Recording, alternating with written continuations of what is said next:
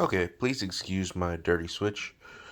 Today I'm going to show everybody how to install forwarders onto your Nintendo Switch so you can link to ROMs and emulators that you have maybe in Homebrew so you can have icons like this.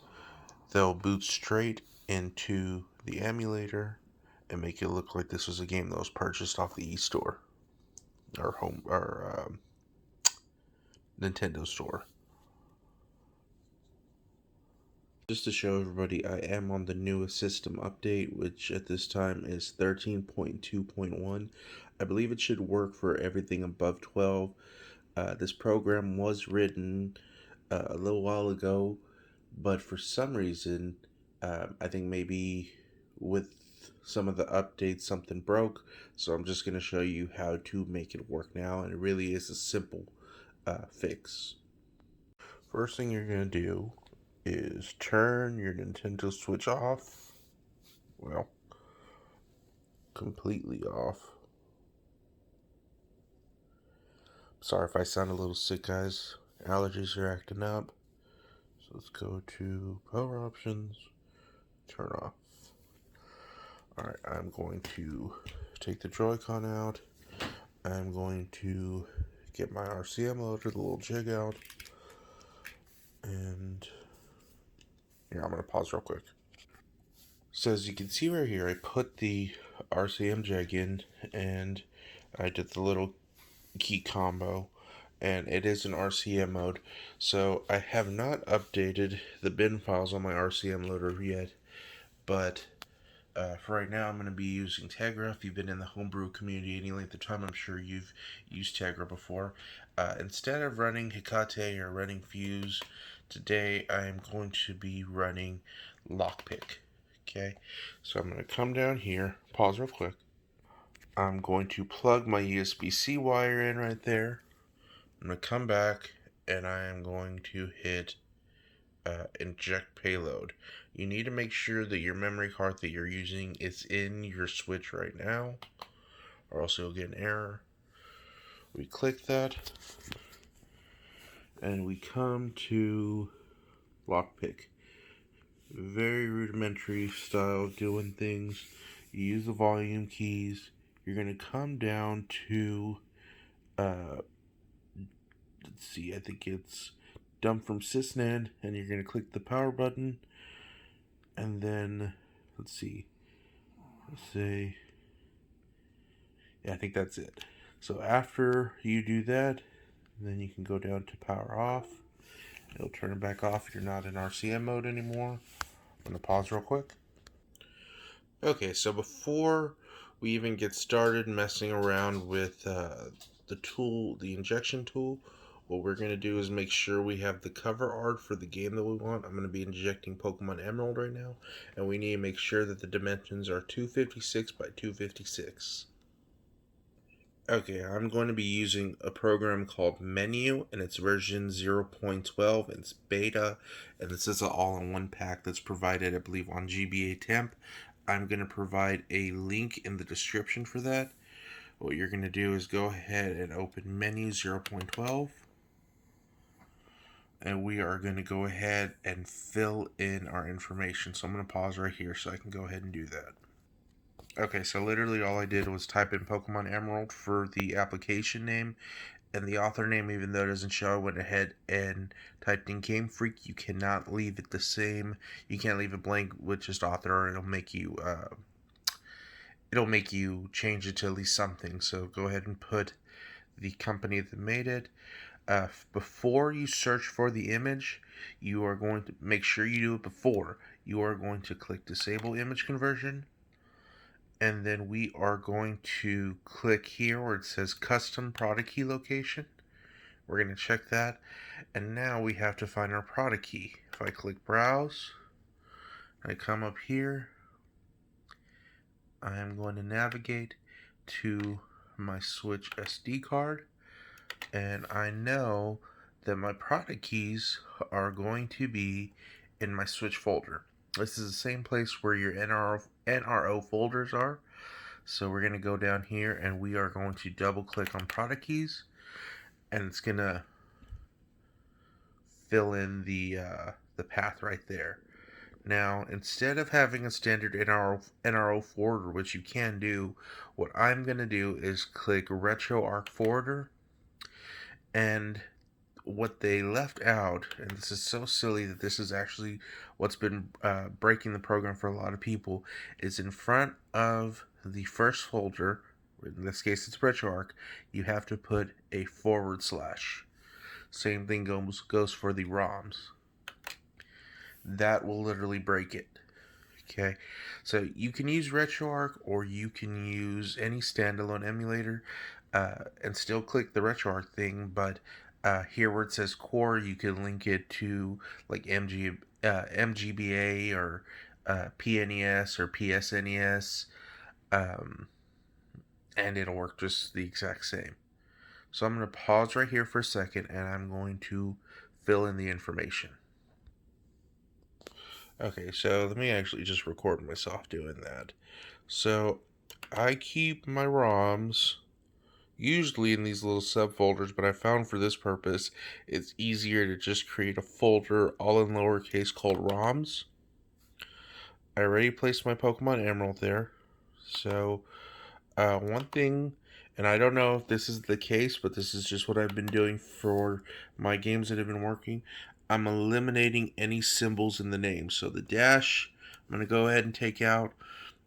I am going to take off the word version. So it's just as Pokemon Emerald.gba. Okay. And I don't know if that has to be done. That's just what I've been doing just in case, and it seems to work. So now it's renamed that. I'm going to click it once, and I hit Control A, Control Copy. Shoot. Okay. Now that's copied to my clipboard. Now I'm going to come over here, and where it says ROMs, I'm going to, after the /, I'm going to delete where it says romname.ext, and I'm going to paste my ROM name. Now, my folder is ROMs, and the first thing in the ROMs is Pokemon Emerald.gba, which is the same as over here. Now, for my case here, I am going to be using RetroArch, so I'm going to come to the RetroArch folder, and so that stays the same. Course, my folder here is named Course, so that stays the same. Now, I'm going to look for the core that I'm using. In this case, I've been using VBA Next, and I'm going to click that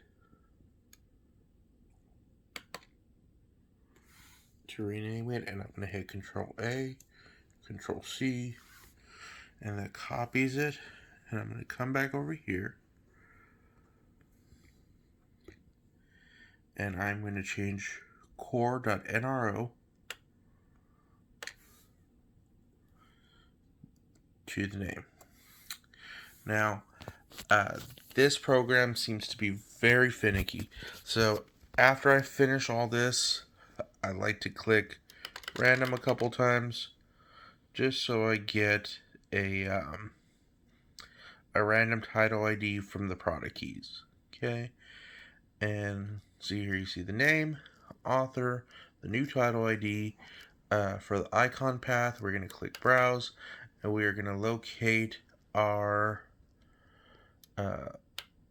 icon that we made for this, or that we downloaded for this.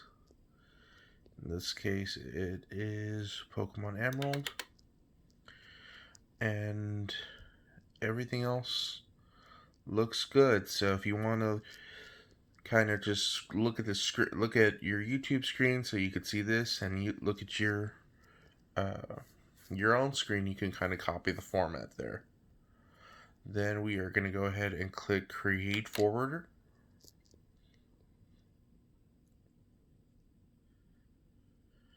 And after a few seconds, it's going to open up our new NSP. I like to make sure that the time there And the time down here the same, because I've had it before where for whatever reason the new one wasn't copying, and I kept on trying to install the same NSP, and I didn't realize it till about an hour later. This is taking me about a week's worth of troubleshooting just to figure out that the forward slash needed to go there. So we're going to go ahead and Control X this to cut this file. And I went ahead and named a folder in my memory card NSPs. Here you can see where Pokemon Ruby is. I'm going to go ahead and delete that since the game's already installed. And I am going to paste my new Pokemon Emerald. And I'm going to pause. And now, I'm not going to pause for a sec. I'm going to go ahead and I'm going to come back here. And I'm going to make sure that I inject Fuse. Now I'm going to pause and I'm going to inject that into my Switch. So give me one sec. Okay, now we're back on the Switch. Make sure you put your memory card in. I forgot to say that, and I had to go through the whole little process of turning it on and turning it off. A little pain in the butt. So we're going to go ahead and we're going to open tinfoil. You probably won't have tinfoil here. You probably have the applet version. In which case, the best thing to do is not to open it from the photo album, but to take a game that you already own, in this case Super Mario Deluxe. I hold the R button and I click A. And this, continue to hold the R button, will bring me into the homebrew menu, but I guess the Switch gives it a little bit more, I don't know if it's permissions or power, but it just allows tinfoil to open. I actually have tinfoil. I installed the installer, and I put it on my main menu. Okay, so in this case, mine says tinfoil installer. Yours will just say tinfoil. I'm going to go ahead and put a link for tinfoil and how to install that. It won't be my video, it'll be someone else's, but he does a really good job, and he's someone that I'm definitely subscribed to. So we're going to go ahead and open tinfoil. It's going to go through all the stuff. The more stores you have installed on tinfoil, like stealth, the longer it'll take. Really, all you need is stealth. And the guy that I'm going to link to, he does a video on how to install that. Alright, so I'm going to go down to File Browser. I'm going to hit A. And I'm going to come down to where it says SDMC. Press A. And I am going to look for my NSPs folder. So in this case, it's right there. I'm going to hit A. Here you see Pokemon Emerald. I click install. Took literally half a second. Press the home button. And Pokemon Emerald's right there. Now, in case you get a question mark right here, which a lot of people are, all you have to do is restart your Switch. Make sure you boot into Atmosphere, and the logo should be there after the restart. So in this case, I'm going to hit A on Pokemon Emerald, close tinfoil, and everything should work absolutely perfectly. There you go.